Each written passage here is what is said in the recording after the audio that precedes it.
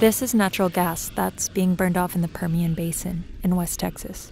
The area is going through an oil boom, and many are predicting that this American shale may soon be the biggest oil field in the world. 30 years ago, no one would have predicted this. We thought it was going to be in the Middle East somewhere. It's booming. They're working my butt off. That's what you want to know. We came out to West Texas because recent climate reports have underscored that we need to drastically reduce our emissions, which for now includes using more natural gas, which is cleaner than coal. So why are producers in the Permian wasting about $1 million of natural gas every day by flaring it, while also venting a gas 30 times more potent than CO2, methane? The industry calls me a radical. I really want the public to see what I see looking through this camera. And what's it like for the people who live amongst the flares? Even a clean burning flare is creating emissions that can be harmful to folks that are nearby. You can't live in this smell.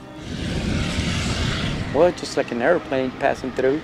The oil field hit us pretty hard, and it's changed my life. The oil industry has just ripped our desert asunder.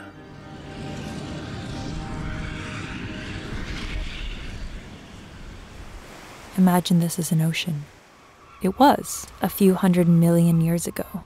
Now it's dried up, leaving behind an oil-rich seabed. It's called the Permian Basin in West Texas and southern New Mexico. When you fly into Midland, Texas, you pass over a century's worth of vertically drilled oil fields. It's here that they got some of the fuel used to supply Allied forces during World War II. But we're going southwest of Midland to look at the rapid growth brought on by fracking. If the UN is calling for a managed decline of our fossil fuel production, America is doing the opposite, rapidly developing oil and gas projects. There's just over 1,000 active rigs in the US, and almost half of them are here. About 2 years ago is when all this mess started, Which caught some locals here in Reeves County very off guard. They're all over out here, and they're going to get thicker and thicker as time goes by. We've been told there, I don't know how many thousands of wells will be out here.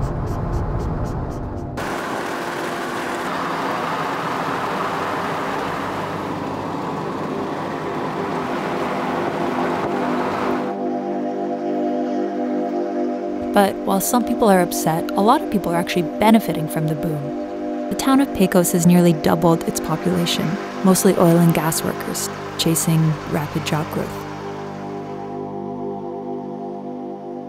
And for locals, it brings more work. This week, I've already gotten about 20 hours overtime. They're working me. But also a chance to sell your mineral rights to a company looking to drill under your property. We leased our mineral rights to them. I don't know if that's the rig that's drilling underneath the city of Pecos. But because oil is the desired product, the Permian has quickly developed a natural gas problem, according to groups like the Environmental Defense Fund. Natural gas is sold too, it's an energy source. But the market price is super low, and the industry says that there's just so much growth that there's not enough pipelines to transport it or infrastructure to capture it. So many producers waste it by burning it off, what's called flaring.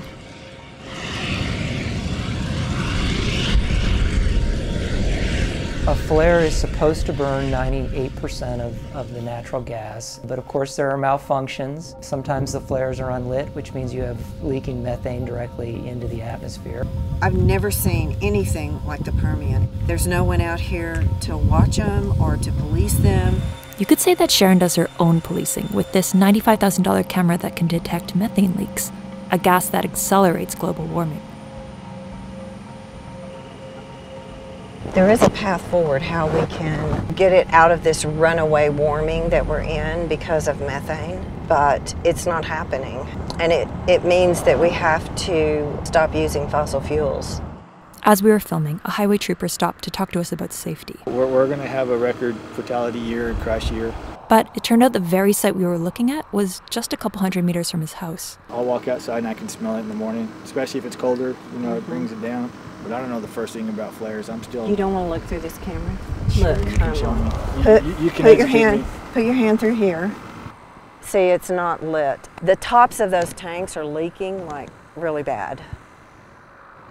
These leaks, you can't see them with the naked eye, but you can smell them. this poison gas well to the east of us, it comes under our house. And basically, we sleep in it. They just are nauseating smells all the time. Jim bought this place back in 2002 to retire. There was nothing around us. The yellow pinpoints is what you see as a flare. There's 1, 2, 3. Now we're being driven out because we just can't live here. You can't live in this smell. You can see probably 18 right now. And it's not just the smell, it's what it's doing to me. I'm breathing it all night long. All of this is medication. Since they've started the oil field, I'm now on 3 different medications for breathing. There's no conclusive health data for the Permian yet, but in North Dakota's oil field, a researcher from California State has drafted a paper that correlates high flaring volumes to increased hospital visits for respiratory problems. Flaring is a waste issue. It's wasted energy and wasted emissions.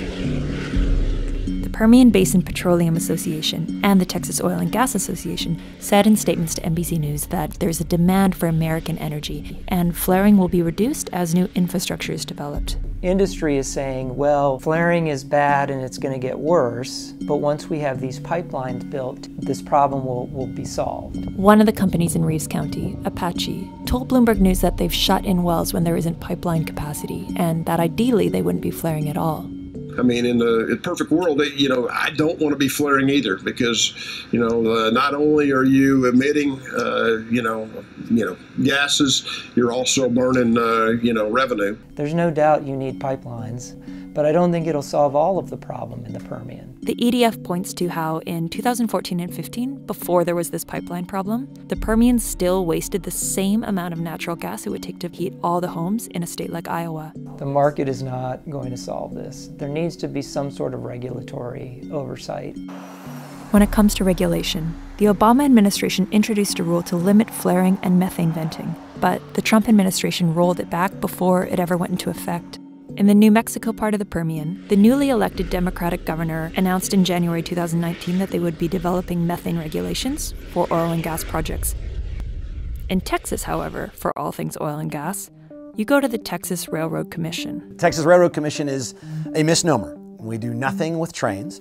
So unlike most other states, in Texas, our energy regulators are elected, which is a big deal because Texas is the largest energy producing state in the union. So having the energy regulator here be elected connects us very directly with the voters. And so when we talk about things like the economics of energy development, or when we talk about protecting the environment, we can get past the politics a little bit and deal directly with the people who we work for, which are the voters of the state.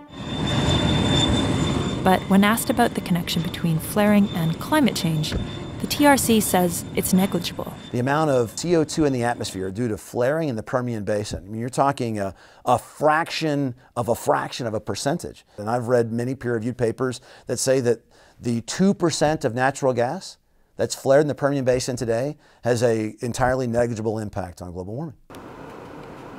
You could argue that this very reporting trip, by flying here and driving a car and renting a helicopter, is another fraction of a percentage of man-made emissions.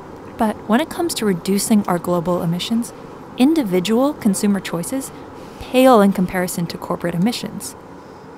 That's because 71% of all greenhouse gas emissions come from the top 100 fossil fuel producers globally.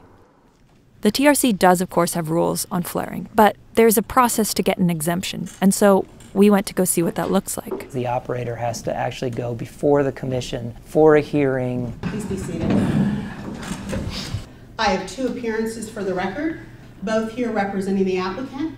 Let the record show that no one filed an intent to appear in protest and no one is here in protest. They have not refused a flaring permit in 5 years. Your Honor, today we'll put on evidence to justify the application for a flare exception. Only about 6.8% of the total gas production actually gets flared. And what little flaring is done, and we're hoping to reduce it even further. And sure, even if we say, yep, the things we're doing have an impact, if it's not so large an impact that we, by making some change in the Permian Basin, would affect it, then why cause massive economic challenges for Texans and Americans by putting a significant increase on the price of a gallon of gas for negligible changes to the environment, negligible changes to global warming.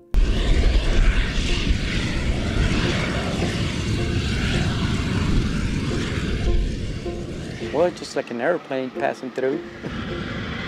It stays there 24 hours. Just gotta live with it. Got no choice. That's a really nice place you have there. Do you own any mineral rights? No, I don't. Oh, gosh.